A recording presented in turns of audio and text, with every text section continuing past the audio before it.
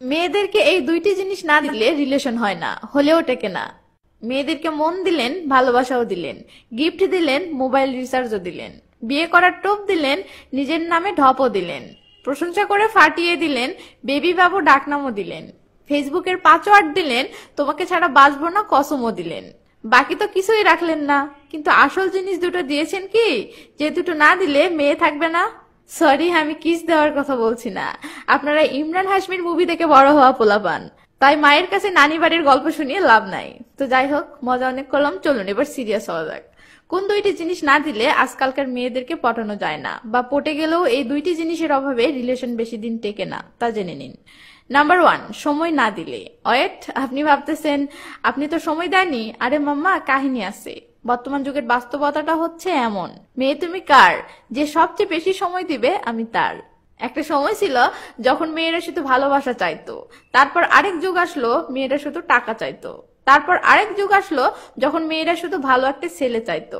কিন্তু এখনকার যুগের মেয়েরা বুঝে গেছে ভালোবাসা চেয়ে কি করবো, আজকাল সব ছেলেই কম বেশি ভালোবাসতে জানে। টাকা চেয়ে কি করবো, টাকাই যদি সুখ দিতে পারতো তাহলে বিদেশিদের বউয়েরা 2 ছোল রেখে পালাতো না। আর ভালো ছেলে চেয়ে কি করবো, আজকাল সব ছেলেই খারাপ, কেউ প্রকাশ্যে কেউ গোপনে। তাই মেয়েদের দাবি এখন একটাই, সময় দে, আমাকে প্রচুর সময় দে, যেন রিলেশনটাকে পুরো এনজয় করতে পারি। এটাই এখনকার যুগের মেয়েদের দাবি। আর এই জন্যই খেয়াল করলে দেখবেন আজকাল পরকীয়া প্রচুর পরিমাণে বেড়ে গেছে। কারণ আজকাল স্বামী সময় একটু কম দিলেই মেয়েরা অন্য ছেলের সাথে জড়িয়ে পড়তেছে। তাই কোনো মেয়ের বুকে একাই রাজত্ব করতে চাইলে উপায় এখন একটাই, সেটা হলো মেয়েকে একদম জমিয়ে সময় দেওয়া। এত এত সময় দেওয়া, মেয়ে যেন আপনাকে ছাড়া অন্য কাউকে ভাবার টাইম পাওয়া তো দূরের কথা, মেয়ে যেন হিসু করার পর্যন্ত টাইম না পায়। তাহলে দেখবেন আপনি ছাড়া আর কেউ মাঠে নামার সুযোগ পাচ্ছে না, পুরো মাঠ জুড়ে আপনি একাই দাপিয়ে খেলে যাচ্ছেন। নাম্বার 2, এক্সাইটমেন্ট না দিলে। আমি জানি ব্যাপারটা উদাহরণ দিয়ে বুঝিয়ে না দিলে কেউ ক্লিয়ার বুঝবেন না, তাই চলুন উদাহরণ দিয়ে বোঝানো যাক। আপনি যখন কোনো মুভি দেখেন তখন খেয়াল করে দেখবেন প্রতিটি মুহূর্তে আপনার ফিলিং চেঞ্জ হয়। কখনো আপনি খুব মজা পাচ্ছেন, তো কখনো আপনি খুব কষ্ট পাচ্ছেন। কখনো কোনো সিন দেখে ভয় পাচ্ছেন, তো কখনো কোনো সিন দেখে আপনার শরীরে এনার্জি ফিল করছেন।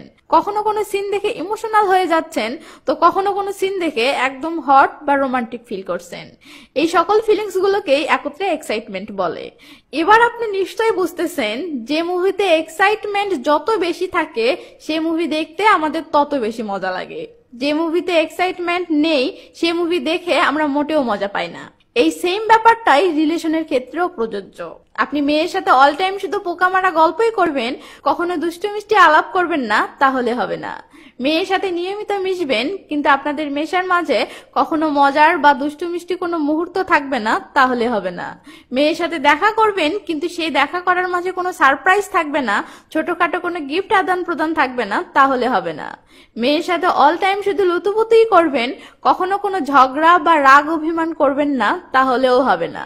মেয়ের সাথে অল টাইম শুধু সিরিয়াস কথাই বলবেন, কখনো এরকি ঠাট্টা করবেন না, তাহলে হবে না।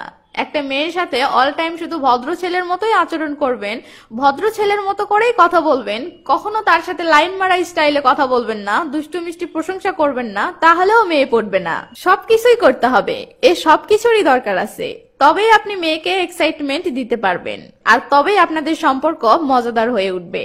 নয়তো মাম্মা, আজকালকার মেয়েদের ভরসা নাই, আর আজকাল এক্সাইটমেন্ট দেওয়া ছেলেদেরও অভাব নাই। কখন যে আপনার সিম আপনার আঙ্গুলের ছাপ ছাড়াই অন্যজনের নামে রেজিস্ট্রেশন হয়ে যাবে বুঝতেই পারবেন না। তখন বসে বসে শুধু আঙ্গুল চোষা ছাড়া আপনার আর কিছুই করার থাকবে না।